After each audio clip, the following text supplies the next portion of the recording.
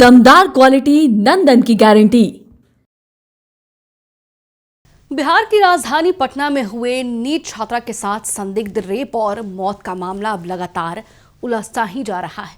जी हां, एक बार फिर से पीड़िता की मां ने सीबीआई के साथ साथ एसआईटी पर गंभीर आरोप लगाया है और अदालत के सामने और बाहर निकलकर अदालत से मीडिया की बातचीत के दौरान बड़ा बयान देते हुए रो रो कर बेहोश होकर मीडिया के सामने ही गिर पड़ी। उन्होंने साफ कहा है कि बिहार पुलिस मामले में लीपापोती कर रही है। मनीष रंजन को कहीं केस में नाम नहीं लिया गया। मेरी बेटी तो चली गई, वैसे कितनी बेटियां हैं जो अब भी ऐसे दरिंदों के हाथों में है। मुझे कोर्ट पर पूरा भरोसा है, लेकिन सीबीआई और एसआईटी पर नहीं, इसलिए मैं यहाँ खड़ी हूँ।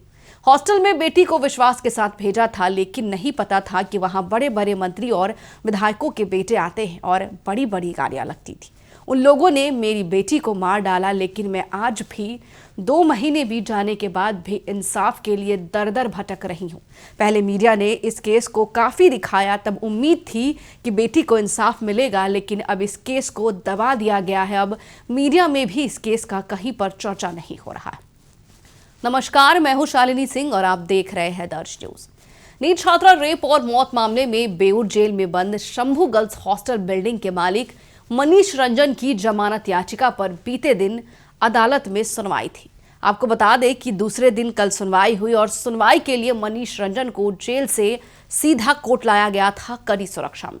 जमानत याचिका पर लगभग 4 घंटे तक बहस चली, जिसमें करीब 2 घंटे की सुनवाई जज के चैम्बर में ही हुई। जी हां, जज के चैम्बर में। इस दौरान पीड़ित पक्ष के वकील ने पटना हाई कोर्ट के फुल बेंच के फैसले का हवाला देते हुए जमानत का विरोध किया। इस पर मनीष रंजन के वकील ने भी आपत्ति जताई और कहा कि मनीष रंजन को जमानत मिलनी चाहिए। सभी पक्षों की दलीलों को सुनने के बाद अदालत ने जमानत याचिका पर अपना फैसला सुरक्षित रखा। इधर नीट की छात्रा की मां ने गंभीर आरोप लगाया है कि सीबीआई और एसआईटी मामले में लीपापोती कर रही है। उनका कहना है कि मनीष रंजन का नाम अब तक इस केस में क्यों नहीं लिया जा रहा है और परिवार को ही गलत साबित करने की सीबीआई और एसआईटी पूरी कोशिश कर रही है।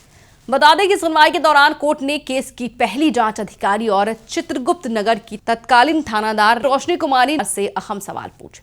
कोर्ट ने पूछा कि जब मुख्य गवाह और मेड के साथ पीड़िता के कमरे में जाने वाली उसकी सहपाठी से पूछताछ की गई थी, तो उसका वीडियो रिकॉर्ड क्यों नहीं किया गया।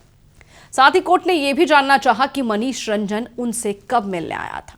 बता दें कि रोशनी कुमारी ने बताया कि मनीष 10 जनवरी को थाने आया था और इस पर कोर्ट ने पूछा कि वो आखिर किस कारण से थाना आया था और अगर वो थाना आया तो उससे कोई पूछताछ की गई या फिर नहीं।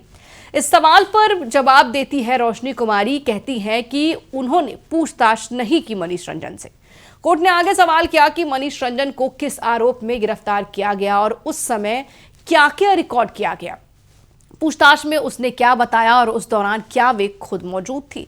बता दें कि अदालत ने यह भी कहा कि गिरफ्तारी तो कर ली गई, लेकिन केस में उसकी भूमिका को लेकर ठीक से जांच क्यों नहीं की गई। और कोर्ट ने इन सवालों का स्पष्ट और संतोषजनक जवाब रोशनी कुमारी से नहीं मिला। उसके बाद कोर्ट ने तमाम एसआईटी की टीम को खूब खरी खोटे सुनाए। इसके बाद अदालत ने स्पेशल पीपी से पूछा कि पुलिस की जांच में अब तक क्या सामने आया है और मनीष रंजन की भूमिका क्या है। इस पर स्पेशल पीपी ने बताया कि जांच में मनीष रंजन को इस मामले का मास्टरमाइंड माना जा रहा है। वो हॉस्टल बिल्डिंग का मालिक होने के साथ साथ शंभू गर्ल्स हॉस्टल का सह संचालक भी है। इसके बाद कोर्ट ने सीबीआई के एसएसपी पवन श्रीवास्तव से पूछा कि पीड़िता का मोबाइल फोन कहाँ है। जब ये सवाल आया तो सभी के होश उड़ चुके थे, जो जितने भी लोग कोर्ट में मौजूद थे, क्योंकि इस पर सीबीआई ने बताया कि मोबाइल उन्हें एसआईटी से मिला था और उसे सीज कर लिया गया। जब कोर्ट ने पूछा कि क्या मोबाइल की जांच की गई, तो सीबीआई कहती है कि नहीं, अब तक मोबाइल की जांच नहीं की गई।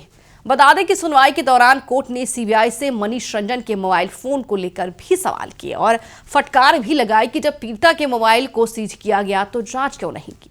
अदालत ने आगे पूछा कि मनीष के मोबाइल की जांच की गई। इस पर सीबीआई ने बताया कि अभी तक उसकी मोबाइल की जांच नहीं की गई। इस पर भी कोर्ट ने कड़ी टिप्पणी करते हुए कहा कि जब मोबाइल की जांच ही नहीं करनी थी तो फिर बच्ची के मोबाइल को सीज क्यों किया और मनीष रंजन की मोबाइल की जांच क्यों नहीं की। कोर्ट ने आगे सीबीआई अधिकारी से पूछा कि अब तक कितने लोगों के मोबाइल फोन जब्त किए गए। इसके जवाब में सीबीआई ने बताया कि कुल 8 लोगों के मोबाइल सीज किए गए हैं। फिर अदालत ने पूछा कि इन मोबाइल फोन में से कितनों मोबाइलों की जांच हो चुकी है, तो सीबीआई ने कहा कि अभी किसी भी जांच मोबाइल की नहीं हुई और सभी मोबाइल फिलहाल माल खाने में जमा है। जरा सोचिए कि मोबाइल जमा तो हो जाता है लेकिन अभी तक जांच नहीं हुई। सुनवाई के दौरान कोर्ट ने यह भी पूछा कि मामले में अटेम्प्ट टू मर्डर की धारा लगाई गई है, क्या उसे हत्या के मामले में बदलने की संभावना पर जांच की गई। इस पर भी सीबीआई ने बताया कि इस दिशा में अभी तक कोई जांच नहीं हुई है, यानी कि अटेम्प्ट टू मर्डर का इस केस से सीबीआई के नजर में कोई लेना देना ही नहीं है। अदालत ने एक और सवाल करते हुए पूछा कि क्या अब तक मौत के सही कारण का पता लगाया गया। इस पर भी सीबीआई ने जवाब दिया कि नहीं, अभी तक कुछ भी पता नहीं चल पाया है। ये भी नहीं पता चल पाया कि यह घटना हुई कहाँ। सुनवाई के दौरान अदालत ने सीबीआई से यह भी पूछा कि जब केस दर्ज किया गया तब तक छात्रा की मौत हो चुकी थी, फिर भी हत्या का मामला क्यों दर्ज नहीं किया। कोर्ट ने सवाल किया कि इस पहलू की जांच क्यों नहीं की और अब तक जो भी जांच हुई है वही स्पष्ट रूप से बताया जाए। साथ ही अदालत ने यह भी पूछा कि हॉस्टल में रहने वाले व्यक्ति की जांच क्यों नहीं की गई और इन तमाम सवालों पर सीबीआई की ओर से एक ही जवाब आता गया कि जी हुजूर, हमने अब तक इन मुद्दों पर ध्यान नहीं दिया, हमने कार्रवाई नहीं की। कोर्ट ने आगे कहा कि मनीष रंजन का बयान भी रिकॉर्ड नहीं किया गया है, जिससे ये प्रतीत होता है कि शायद जांच एजेंसी को उसकी जरूरत नहीं लगी। इस पर सीबीआई अधिकारी ने केवल सिर हिलाकर प्रतिक्रिया दी, यानी कि अब सीबीआई मान रही है कि मनीष रंजन बेकसूर है।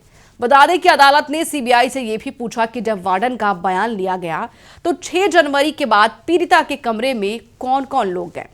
इस पर सीबीआई ने बताया कि एक सफाई कर्मचारी, एक वार्डन और एक पीड़िता की एक दोस्त कमरे में गई थी।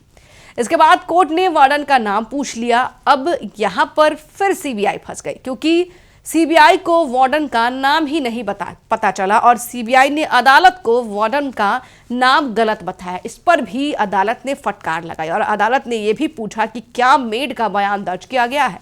इस पर भी सीबीआई ने कहा नहीं, क्योंकि वो अनपढ़ है। इस पर कोर्ट ने खूब सुनाया कि क्या अगर वो अनपढ़ है तो उसका बयान रिकॉर्ड करने में क्या दिक्कत हुई आपको, उसका बयान रिकॉर्ड भी तो किया जा सकता था, आपने क्यों नहीं किया। इसके बाद सीबीआई की महिला वकील ने आपत्ति जताते हुए कहा कि मामला बेहद संवेदनशील है और इसकी जांच से जुड़ी जानकारी ओपन कोर्ट में साझा नहीं की जा सकती। जरा सोचिए कि सीबीआई अदालत को ही सिखा रही है कि अब ये जानकारी ओपन कोर्ट में नहीं दी जा सकती। इसके बाद आगे की सुनवाई जज के चेंबर में की गई। अदालत के दौरान बता दें कि सीबीआई से कई और सवाल पूछे गए और उस समय तक छात्रा की मौत हो चुकी थी या फिर नहीं, फिर हत्या की कोशिश थी तो धारा क्यों नहीं लगाई गई। कोर्ट ने यह भी पूछा कि इस पहलू की जांच क्यों नहीं की गई और तमाम सवालों के जवाब सीबीआई के पास सिर्फ एक लाइन में थी कि जी हुजूर, हमने इस एंगल में जांच नहीं की, मामला संवेदनशील था, हम अगर इस तरीके से जांच करते तो शायद और लोगों का आक्रोश भड़क सकता था।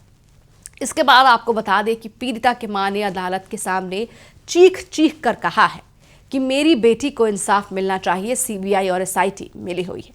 बता दें कि मनीष रंजन के बयान तक का भी कोर्ट में रिकॉर्ड नहीं जमा किया गया और जांच में उसकी जरूरत नहीं समझी गई। इस पर भी सीबीआई अधिकारी ने केवल सिर हिलाकर अदालत में प्रतिक्रिया दी। अदालत ने पूछा कि जब वार्डन का बयान लिया गया तो 6 जनवरी के बाद पीड़िता के कमरे में कैसी हालात थे, क्या कुछ चल रहा था। इस पर भी सीबीआई असमर्थ रही जवाब देने में।